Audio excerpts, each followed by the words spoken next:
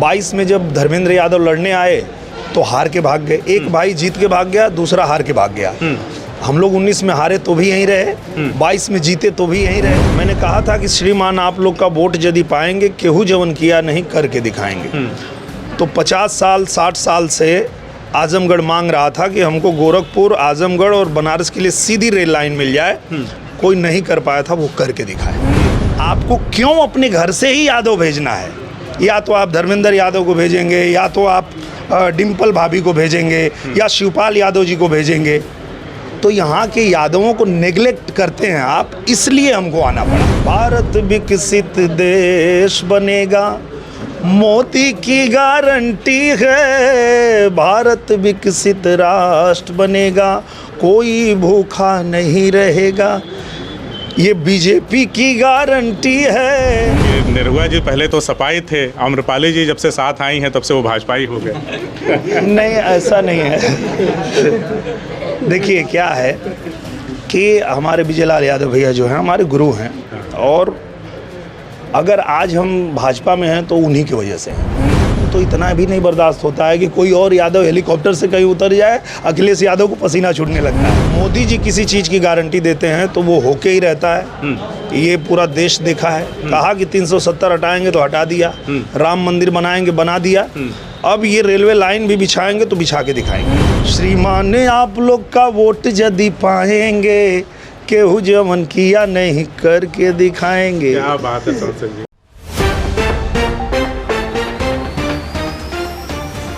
अभी हमारे साथ भारतीय जनता पार्टी के आजमगढ़ सदर के सांसद दिनेश लाल यादव निरहुआ जी हैं, और फिर चुनावी समर शुरू हो चुका है 24 का। दोनों ही तरफ से जोरदार आजमाइश है।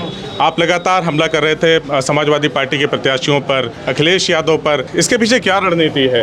क्या सोच करके आप इस तरह की रणनीति नहीं है, ये सच्चाई है। जैसे आजमगढ़ की जनता ने अखिलेश यादव जी को 19 में मौका दिया था और छोड़ के भाग गए, तो हमने यही कहा। तो ये तो कोई रणनीति नहीं, ये सच्चाई कहा हमने। 22 में जब धर्मेंद्र यादव लड़ने आए तो हार के भाग गए। एक भाई जीत के भाग गया, दूसरा हार के भाग गया। हम लोग 19 में हारे तो भी यहीं रहे, 22 में जीते तो भी यहीं रहे, और जनता के बीच रह के काम किया। ये सच्चाई कहा हमने, कोई रणनीति। उधर से आरोप ये लग रहा है कि जिस तरह से बसपा और सपा का गठबंधन 19 में था, निरहुआ जी को हार मिली थी, कहीं ना कहीं इंडिया गठबंधन से भयभीत होकर के ओवर कॉन्फिडेंस में, या कहिए डर के वजह से इस तरह से माइंड गेम खेल रहे हैं जिससे सपा के नेता प्रेशर में आ जाएं। नहीं, ऐसा नहीं है। मुझे लगता है कि हम लोग सिर्फ एक ही चीज़ की बात करते हैं, काम की बात करते हैं कि जो हमारी जनता है उनकी मांग क्या है। धरातल पर रहेंगे तो पता चलेगा। अब पहले मेरे सवाल का आप जवाब दे दीजिए। क्या ऐसा है कि पॉलिटिकल प्रेशर क्रिएट करने के लिए जो एक माइंड गेम खेला जाता है मैदान में उतरने से पहले, उसके तहत आप रणनीति? उतना पॉलिटिक्स हम लोगों को नहीं आता है कि हम कहीं माइंड गेम खेलें और ये सब नहीं। हम लोग बस जनता के बीच रहते हैं। जनता जो कहती है वही हम कहते हैं। जनता जब कहती है कि हमको ये चाहिए तो उस पर हम पत्र बनाते हैं, लेके भागते हैं, मुख्यमंत्री जी के पास जाते हैं, प्रधानमंत्री जी के पास जाते हैं, उनसे काम कराते हैं। 1.5 साल यहाँ रह के हमने काम किया, हम उसी काम की बात करते हैं, और आगे भी जो करने वाले हैं उसकी बात करते हैं। तो आपका एक गाना बड़ा फेमस हुआ था बहुत पहले, जब आप राजनीति के फील्ड में नहीं थे, फिल्मों में थे। आपने उस गाने को गाया था कि श्रीमान जी यदि वोट आपका पाएंगे। मुझे अच्छे से बोल तो नहीं पता है, और जौन कोनो नहीं किया वो करके दिखाएंगे। तो आपने अभी तक अपने 1.5 साल के कार्यकाल में क्या क्या किया है, हमारे आजमगढ़ की जनता को बताएं।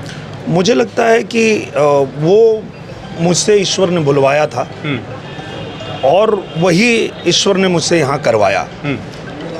मैंने कहा था कि श्रीमान आप लोग का वोट यदि पाएंगे, केहू जवन किया नहीं करके दिखाएंगे।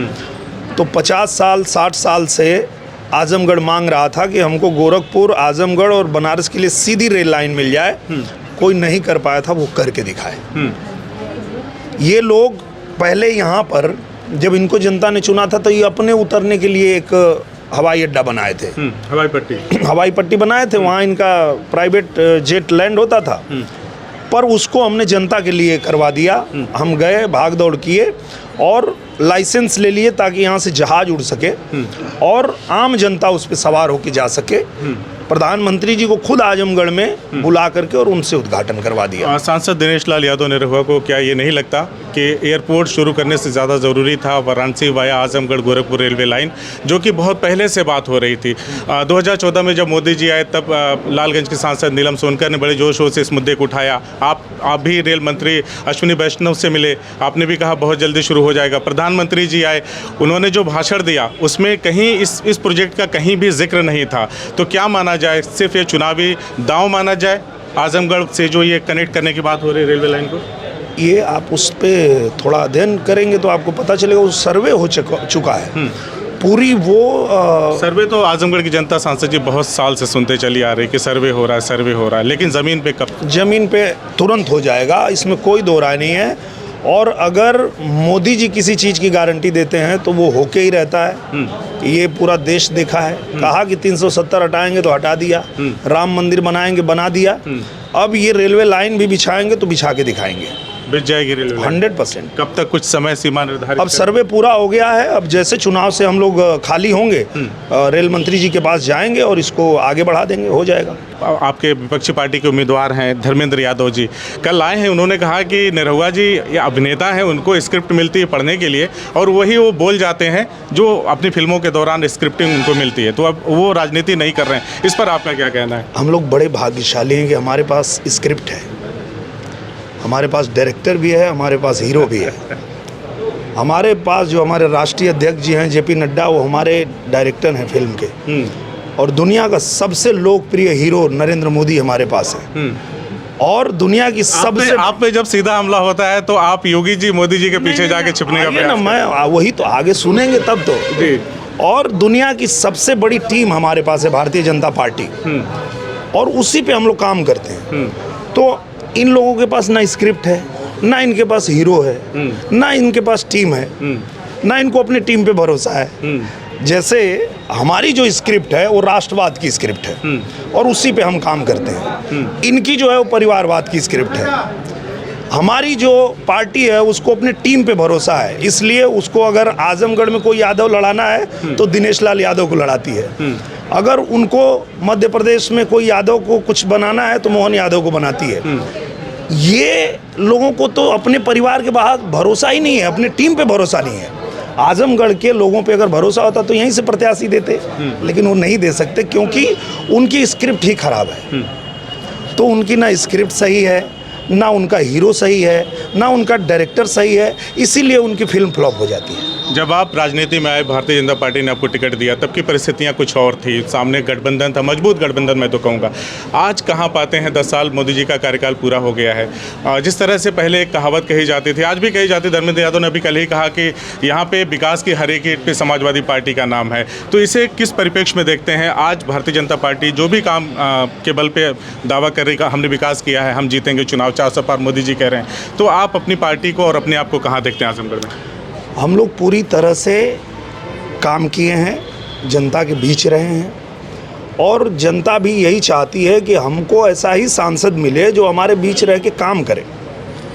और 1-1.5 साल में जनता ने देखा है कि जब भारतीय जनता पार्टी के साथ आजमगढ़ ने अपना साथ दिया, कमल खिलाया और सरकार का साथ दिया, तो कितना तेज़ी से आजमगढ़ का विकास हुआ। आजमगढ़ ने ये भी देखा है कि जब उन लोगों को मौका दिया तो उन्होंने क्या किया, भाग गए छोड़ के। ऐसा कहाँ है कि अखिलेश यादव जी को मौका नहीं मिला था, मिला तो था, पर क्या किए, भाग गए। तो क्या होता है कि 3 दिन के लिए आजमगढ़ आने वाला नेता नहीं कर पाएगा, यहाँ 30 दिन रहने वाला हम लोग जैसा नेता ही यहाँ काम कर पाएगा, जो जनता के बीच में रहेगा। वो जो बोलते हैं ना, जनता के लोग जो कहते हैं वही हमारी स्क्रिप्ट बन जाती है। ये बैठ के वहाँ से स्क्रिप्ट बनाते हैं, इसलिए इनकी स्क्रिप्ट फेल हो जाती है। कल मैं धर्मेंद्र जी के पास गया था, कुछ यादव जी लोग मिले थे मुझे, उन्होंने आपके ऊपर सीधा आरोप लगाया कि निरहुआ जी ने कहा था कि यादवों का घुटना मार के तोड़ देना चाहिए, फोड़ देना चाहिए। मैंने कहा ऐसा तो उन्होंने नहीं कहा था, और उन्होंने लेकिन कहा, बुजुर्ग थे, तो मैं उनका सवाल आपसे पूछ ले रहा हूँ। उन्होंने कहा ठीक है, निरहुआ जी के पास जाना तो सवाल जरूर पूछ लेना कि यादवों को कहा था आपने या क्या कहा था? बड़ा कंट्रोवर्सी था उस बयान में। नहीं, मैंने गुंडों को कहा था। गुंडों को कहा था? तो गुंडा वो अपने आप को क्यों समझ रहे हैं?